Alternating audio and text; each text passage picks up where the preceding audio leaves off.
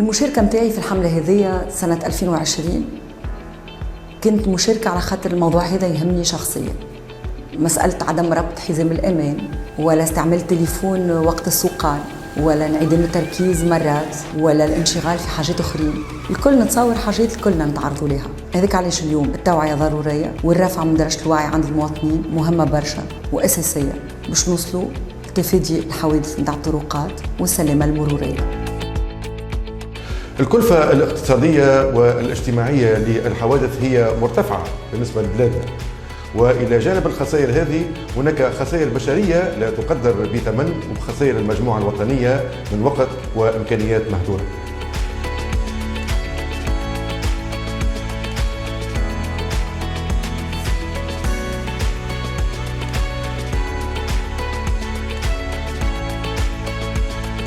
العميد صابر الخفيفي المدير العام المرصد الوطني لسلامة المرور.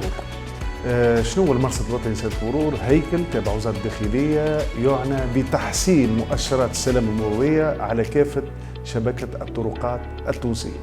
ايش معناها تحسين مؤشرات السلامة المرورية؟ معناها المواطن كي يخرج بكرهبته باش يتنقل من مكان ألف إلى مكان باء، نحبوه يروح لداره آمن ويرجع لصغيراته. المؤسسة تعمل ضمن رؤية ومهمة ربطها القانون وكذلك قيم. شنو هي الرؤية أو الحلمة مع المؤسسة نتاعنا؟ هي أن تكون طرقات التونسية آمنة ومؤمنة اليوم وغدا. باش نحكي على تجربة رائدة بين المرصد الوطني لسلامة المرور والجامعة التونسية لشركات التأمين. هذه الشراكة أفضت إلى مرور تونس من الترتيب الرابع والأخير إلى المرتبة الثانية في جودة البيانات.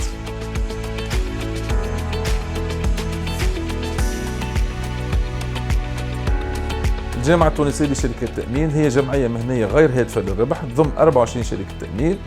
المهام نتاعها هي الدفاع على مصالح شركات التأمين وقطاع التأمين، تطويره، القيام بالدراسات، القيام بجميع الأعمال اللي من شأنها تطوير قطاع التأمين، الوقاية من الحوادث المرور والسلامة المرورية هي في صميم اهتمامات الجامعة وتندرج ضمن أولوياتها في الاستراتيجيات العمل نتاعها. قمنا بالعديد من الأنشطة على مستوى شركة التأمين وإلى على مستوى الجامعة، نقوم كل يوم بأنشطة من أجل الوقاية من حوادث المرور والحد من مخاطر هذه الظاهرة، وبالفعل النتيجة كانت الحقيقة متميزة مبهرة، أكدت كونه العمل الميداني والخطة الاتصالية تخدم بطريقة علمية وبطريقة جدية وفيها إيمان وعقيدة ورغبة في أنه ما نسجلوش حوادث، فإنها النتيجة باش تكون بطبيعة الحال نتيجة إيجابية.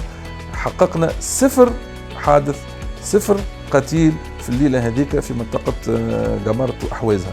الشراكة ما بين المرصد والجامعة شراكة ناجحة، نأمل أنها تزيد تتطور في سبيل الحفاظ على الأرواح والممتلكات على طرقاتنا.